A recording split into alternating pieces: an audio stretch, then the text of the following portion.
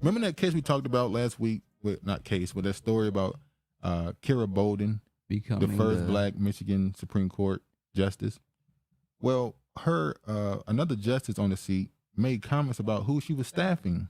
You want to know what he really was saying? Don't come in here stacking your chamber with all these niggas. No, that's what he was saying. Let's read what he had to say. Michigan Supreme Court Justice Richard Bernstein. That's a apologized to fellow Justice Kyra Harris Bolden on Monday for interfering in how she staffed her court chambers.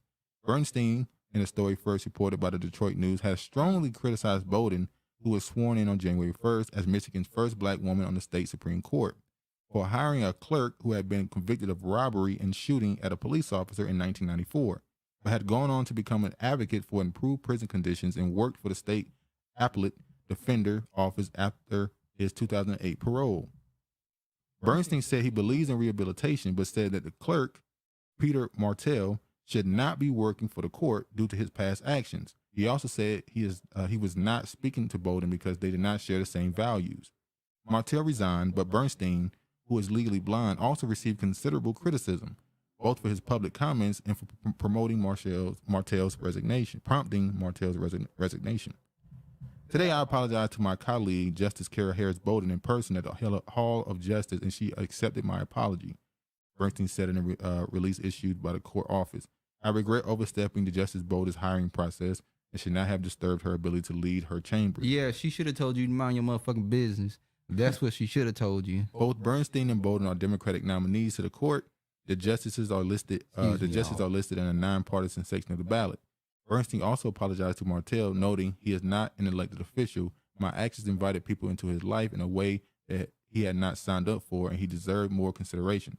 I am committed to working with Justice Bolden in coming years to advance our many shared values, including immediately working on expanded opportunities in the legal field for those who have repaid their debt to society. He already done resigned now. It's too late. You just chased somebody out. And then you're going to talk about, you telling these tiny hats.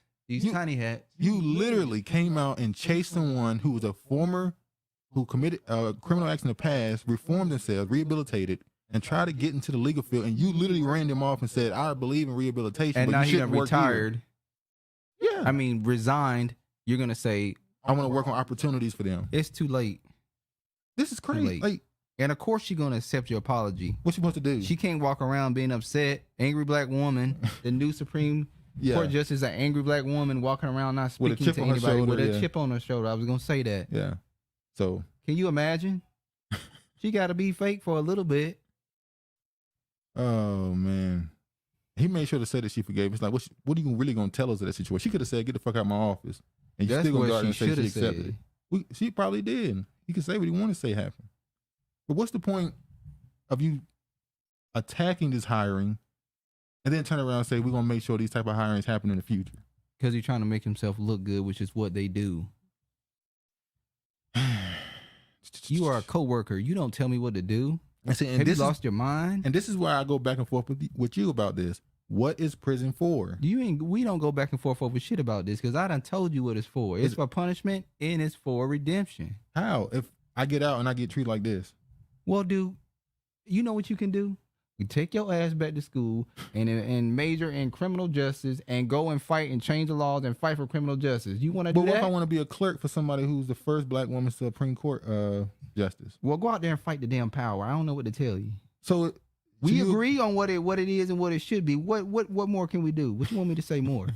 Please tell me. Our point is, I believe society does not rehabilitate people in prison. That's my point. We know. You done or you finished? Candace Owens.